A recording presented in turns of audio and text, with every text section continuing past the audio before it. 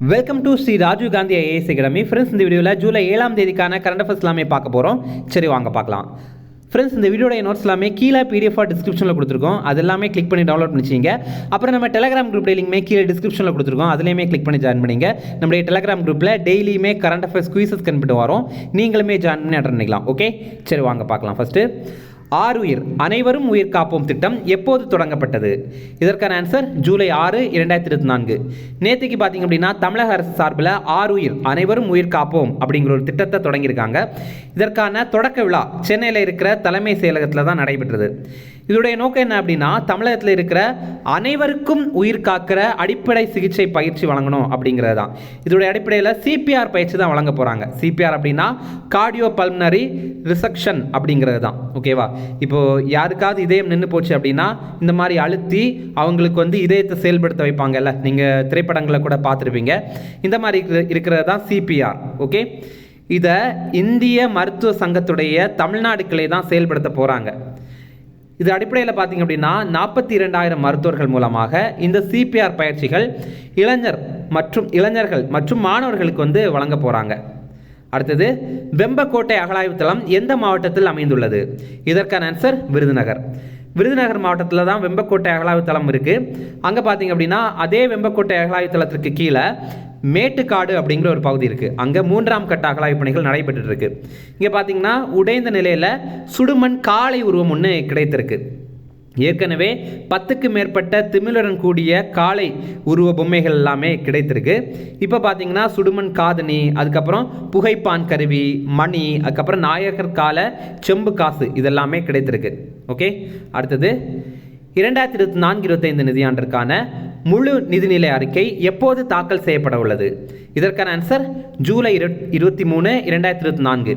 இந்த மாதம் 23ஆம் தேதி பார்த்தீங்க அப்படின்னா இந்த நிதியாண்டுக்கான முழு நிதிநிலை அறிக்கை, முழு பட்ஜெட் தாக்கல் பண்ண போகிறாங்க. ஏற்கனவே அப்போ ஒரு பட்ஜெட் தாக்கல் பண்ணிட்டாங்களே அப்படின்னு பார்த்தீங்கன்னா அது இடைக்கால பட்ஜெட் தான், இன்டரிம் பட்ஜெட் அப்படின்னு இங்கிலீஷில் சொல்லுவாங்க. அது என்னன்னா, இங்கே தேர்தல் வந்ததில்ல இந்த ஆண்டு, அதனால் அதுக்கு முன்னாடி தாக்கல் பண்ணுற பட்ஜெட்டை ஒரு சின்ன இடைக்கால பட்ஜெட் மாதிரி தான் தாக்கல் பண்ணுவாங்க. இனிமேல் தான் ஒரு ஒரிஜினலான முழு பட்ஜெட் தாக்கல் பண்ண போகிறாங்க. இதற்கான பட்ஜெட் கூட்டத்தொடர் ஜூலை 22ஆம் தேதி ஆரம்பித்து ஆகஸ்ட் 12ஆம் தேதி வரைக்கும் நடைபெறும். இந்த நிதிநிலை அறிக்கையை தாக்கல் பண்ணுற டேட் அன்னைக்கு அப்படின்னா ஜூலை 23ஆம் தேதி. இதை தாக்கல் பண்ணுறது யார் அப்படின்னா நம்முடைய மத்திய நிதியமைச்சரான நிர்மலா சீதாராமன் அவங்க தான். இதில் என்ன சிறப்பு அப்படின்னா, அவங்க தொடர்ந்து 7வது முறையாக தாக்கல் பண்ணுறாங்க. அதில் என்ன சிறப்பு அப்படின்னா, தொடர்ந்து 7வது முறையாக தாக்கல் பண்ணுற முதல் நிதி அமைச்சர் இவங்க தான். ஏற்கனவே பார்த்தீங்க அப்படின்னா மொரார்ஜி தேசாய் 10 முறை நிதிநிலை அறிக்கையை தாக்கல் பண்ணியிருக்காரு. ப. சிதம்பரம் அவர்கள் 9 முறையும், பிரணாப் முகர்ஜி அவர்கள் 8 முறையும் தாக்கல் பண்ணியிருக்காங்க. ஆனால் இவங்க யாருமே தொடர்ச்சியாக தாக்கல் பண்ணலை. ஆனால் முதலாக 7 முறை தொடர்ந்து தாக்கல் பண்ணுற நிதியமைச்சர் யார் அப்படின்னா நம்மளுடைய நிதியமைச்சரான நிர்மலா சீதாராமன் அவர்கள் தான். ஃப்ரெண்ட்ஸ், நம்ம ராஜீவ் காந்தி ஐஏஎஸ் அகாடமியில் டிஎன்பிஎஸ்சி குரூப் 1 எக்ஸாமுக்கான இலவச மாதிரி தேர்வுகள் நடைபெற போகுது. ஓகேவா? ஜூலை 8, 9, 10 இந்த 3 தினங்களையும் நடைபெற போகுது. காலை 10 மணிலேருந்து 1 மணி வரைக்கும் நடைபெறும். நீங்கள் இதில் இலவசமாகவே கலந்து கொள்ளலாம். நீங்கள் இதில் ஜாயின் பண்ணோம் அப்படின்னா ஸ்க்ரீனில் தெரிகிற இந்த நம்பருக்கு கால் பண்ணி நீங்கள் பேசிக்கலாம். கண்டிப்பாகவே நீங்கள் ரெஜிஸ்டர் பண்ணுங்கள். அப்போ தான் நீங்கள் எத்தனை பேர் வருவீங்க அப்படிங்கிறது எங்களுக்கு தெரியும். ஓகேவா? நம்ம இன்ஸ்டியூட்லேருந்து பார்த்தீங்க அப்படின்னா டிஎன்பிஎஸ்சி குரூப் 1 எக்ஸாமில் வெற்றி பெற்று இப்போ டிஎஸ்பியாக மிஸ்டர் கேசவன் இப்போ ஆயிருக்காரு. அவருக்கு நம்ம பணி சிறக்கிறதுக்கான வாழ்த்துக்கள் தெரிவிச்சுக்கலாம். அடுத்தது, ஈரான் நாட்டின் அதிபர் தேர்தலில் வெற்றி பெற்றவர் யார்? இதற்கான ஆன்சர் மசூத் பெசக்ஸ்கியான். இப்போ பார்த்தீங்க அப்படின்னா ஈரானில் தேர்தல் நடைபெற்றது. இதில் மசூத் பெசக்ஸ்கியான் அப்படிங்கிறவர் வெற்றி பெற்றிருக்காரு. அவருடைய கட்சி வெற்றி பெற்றிருக்கு. இவர் அதனால் அங்கே அதிபராக ஆக போகிறாரு. இதில் என்ன சிறப்பு அப்படின்னா, இவர் சீர்திருத்த எண்ணம் கொண்டவர். ஏன்னா இதுக்கு முன்னாடி ஈரானில் ஆட்சியாளர்களாக இருந்தவங்க பெண்களுக்கு எதிரான நிலைப்பாடை கொண்டிருந்தாங்க. ஒரு சின்ன எக்ஸாம்பிள் பார்த்தீங்க அப்படின்னா, கடந்த ஆண்டு அமைதிக்கான நோபல் வென்றவங்க யார் அப்படின்னா நர்கீஸ் முகமதி அப்படிங்கிறவங்க. இந்த பிக்சரில் நீங்கள் பார்க்குறீங்கல்ல, அவங்க தான். இவங்க எதற்காக அமைதிக்கான நோபல் வென்றாங்க அப்படின்னா ஈரானில் பெண்களுடைய உரிமைக்காக போராடினாங்க அப்படிங்கிற காரணத்துக்காக அவங்கள ஜெயிலில் அடைச்சிட்டாங்க. அதற்காக தான் அவங்களுக்கு நோபலே வழங்கியிருந்தாங்க, அமைதிக்கான நோபல் வழங்கியிருந்தாங்க.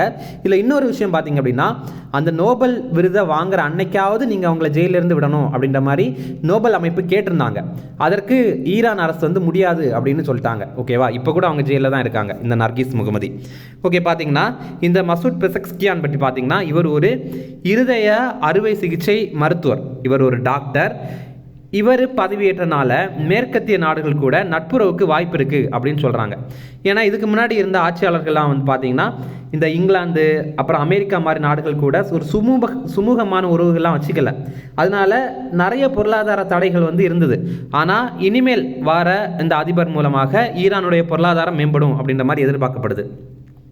இதுக்கு முன்னாடி ஈரானுடைய அதிபராக இருந்தவர் இப்ராஹிம் ரைசி, அவர் இப்போ ரீசெண்டாக ஹெலிகாப்டர் விபத்தில் மரணம் அடைந்துட்டார். அடுத்தது, இந்தியா சார்பில் வளமைக்கான திட்டம் எந்த நாட்டில் செயல்படுத்தப்படுகிறது? இதற்கான ஆன்சர் இலங்கை. இங்கிலீஷில் இதை எ ப்ராஜெக்ட் ஃபார் ப்ராஸ்பெரிட்டி அப்படின்னு சொல்லுவாங்க. இதோடைய அடிப்படையில் பார்த்தீங்கன்னா இலங்கையில் தெற்கு மாகாணம் இருக்குல்ல, அங்கே 200 பள்ளிகளுக்கு 2000 கையடக்க கணினிகள் கொடுத்துருக்காங்க. அதாவது 200 ஸ்கூலுக்கு டேப் கொடுத்துருக்காங்க. இது மட்டும் இல்லாமல் 200 ஸ்மார்ட் வகுப்பறைக்கு தேவைப்படுற கருவிகளும் கொடுத்துருக்காங்க. ஓகேவா, ஸ்மார்ட் கிளாஸ் வசதி வந்து கொடுத்துருக்காங்க. மொத்தமாக இதற்காக ரூபாய் 30 கோடி மதிப்பில் டிஜிட்டல் சாதனங்களை நம்முடைய மத்திய அரசு வழங்கியிருக்காங்க. நம்ம இந்தியாவுடைய மத்திய அரசு தான் வழங்கியிருக்காங்க.